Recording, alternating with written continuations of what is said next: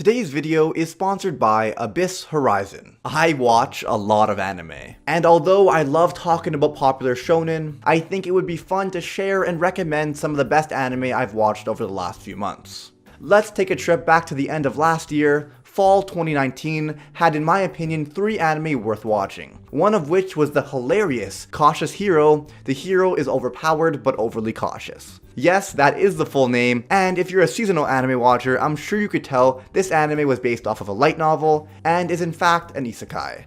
It follows the story of a goddess who has been entrusted to save an S-class world from the Demon Lord. I'm sure you have heard that plotline a good handful of times by now, and just when you think you're getting tired of isekai, and it's always the same boring formula, you get the absolute banger that is the overly cautious hero. Just as the title suggests, the goddess summons a very cautious hero named Seiya to save the world. I'm not going to dive into spoilers because I highly recommend you watch this 12-episode series, but I will say that Seiya is the type of guy to use his full power on a fucking slime, dealt everything and everyone, because after all, he is impossibly cautious.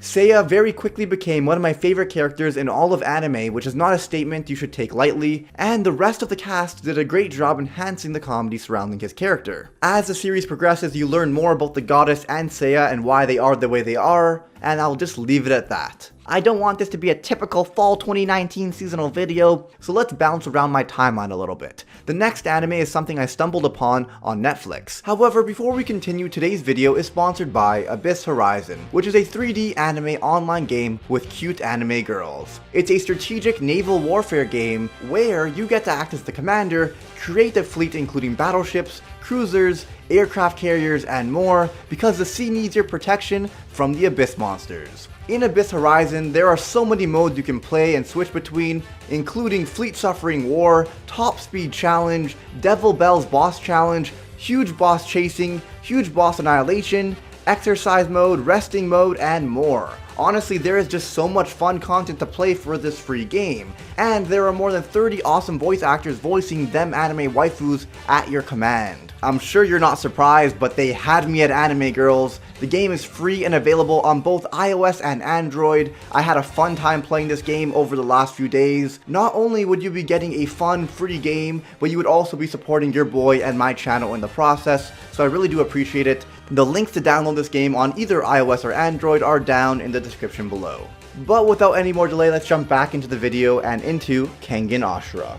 Now, this anime looks like absolute doo-doo, but based on the trailer that Netflix kept on pushing in my face, I could tell it was going to be all about jacked dudes fighting each other no holds bar. And even though the CGI looked awkward as hell, the actual movement and combat was insanely good. In the beginning, I can't say that I loved the two main characters, Oma and Yamashita, but I stuck around for the cool fights. The entire show is centered around Kangin matches, which are 1v1 matches between highly skilled fighters with varying styles, representing wealthy businesses with large stakes on the line. The vast majority of the 2 seasons is actually a Kangin single elimination tournament comprised of 32 organizations and their corresponding fighters. And this show actually takes the time to show every single matchup. This may seem annoying since less time is spent on the main characters, but I honestly think it's the highlight of the show. They managed to make me care about the majority of the supporting cast, and I actually feel heavily invested in each fight. Slowly as the show went on, I started to care more about the main characters, and honestly, if you're a Chad like me who is into martial arts anime, this show will get you amped and in the mood to work out. I felt like I was watching Dragon Ball Z as a kid again, throwing punches in my room like an absolute lunatic at 3 AM. I do actually recommend this series, but just know what you're getting yourself into. It isn't a masterpiece by any means,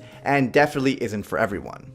The next anime is covered in controversy, having been taken off Funimation, cancelled from certain Japanese broadcasts, and memed by Lord D. Nuxnor himself to #1 on my anime list, having even surpassed Furumeteru Akumesto Brotherhood for a bit. Yes, I am talking about the absolute modern classic that is Interspecies Reviewers. In a world filled with different species where prostitution happens to be legal, a few men of culture visit various brothels and have become reviewers, rating their experiences with various sucku girls and posting them in a local tavern. As a man with only the finest taste in anime, I have actually been unironically enjoying this series. I wouldn't say it's amazing, but it is one of the better ecchi out there.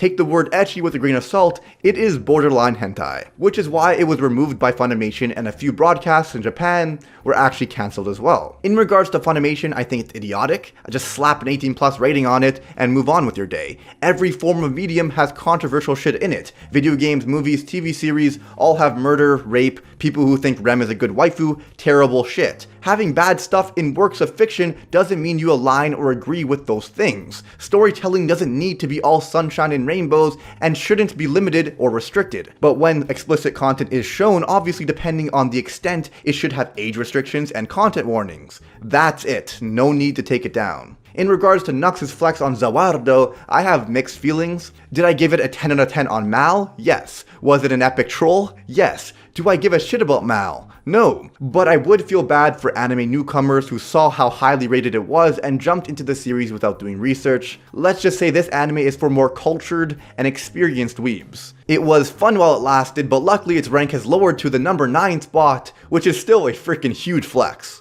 Anyway, other than Overly Cautious Hero, there were 2 other anime worth watching from the last anime season, Beastars and Ahiro no Sora. Ahiro no Sora being a basketball sports anime where the protagonist is short in a sport dominated by taller players. Sounds a lot like Haikyuu, I know, but the main difference is the delinquent basketball team he joins. The school he attends forces students to join at least one sport or club, and this is where a lot of the delinquents end up. The twist being that many of them used to play basketball when they were younger, but gave it up for different reasons. Watching the protagonist reignite their love for the game is really a sight to see. The strong point of the series is definitely its lovable and kind of relatable characters. I'd recommend giving the show a solid 2 to 3 episodes if the concept seems intriguing to you, because personally I didn't fall in love with the series off the first episode alone. Next up, Beastars, which is in my opinion one of the best anime that came out last year, along with Vinland Saga and Demon Slayer. Although it didn't exactly reach the same level of popularity, largely because the characters are animals, and it had its rights bought out by Netflix, so there was and still isn't a legal place to watch it because of Netflix's archaic distribution method. However, that never stops us, now does it? The story takes place in a world of modern, civilized animals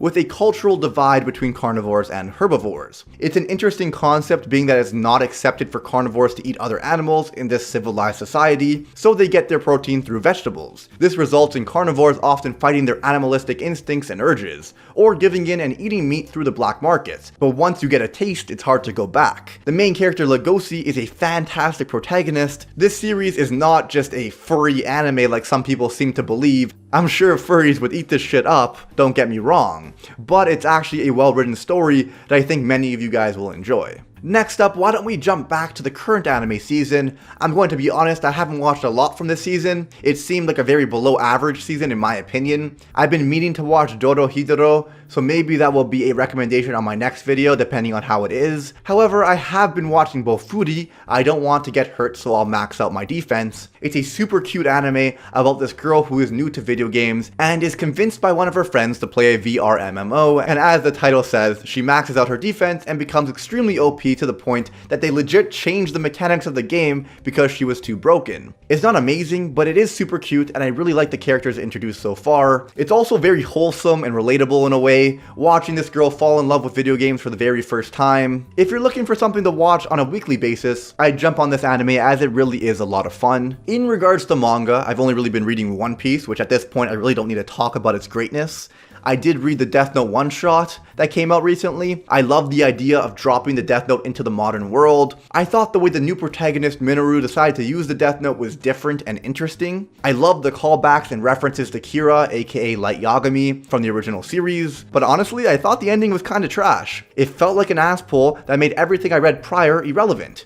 I'm not going to spoil the ending. It's a quick read, so if you're a Death Note fan, I still think it's worth your time, because everyone seems to have a different opinion on the chapter. You might end up loving it, as a lot of people did. I fully get what they were going for, but I personally think entertainment should always be given priority over the deeper messages the series is trying to give off. Especially for a one-shot where I can't really say, at least I enjoyed the journey. And if you can make an entertaining story while maintaining the main themes, now that's what I would call great writing. In this case, it almost felt like the story was sacrificed in an attempt to add thematic significance. I'm cool with what happened in the end, just not the means to achieve that ending, if that makes sense. I'm trying my best to be as vague as possible to the people who haven't read it. Anyway, I hope you enjoyed this video. Subscribe for more, as I would love to do this more often. I'm currently working on my next biggest cycles in anime series, One Piece Underrated Moments series, an animated workout series, and much more. I have so many things planned. If you enjoyed this video and want to support me in trying to become a full-time content creator via Patreon, the link is down below.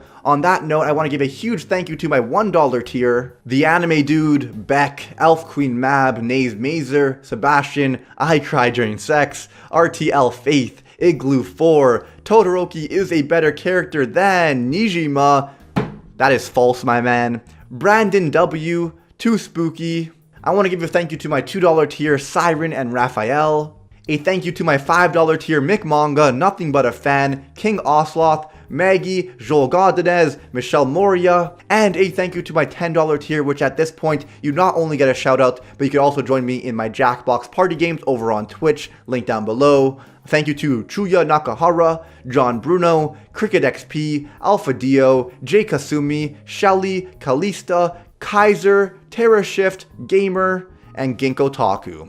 Finally, I want to give a huge thank you to the absolute mad lads, Steeler, Rusty Lee, Tyson Quirino, the 5th Yonko, which is the name of this tier, and some guy 9393. Thank you so much, guys, truly. But on that note, I will see you guys all next time, dudes. Shinpaku.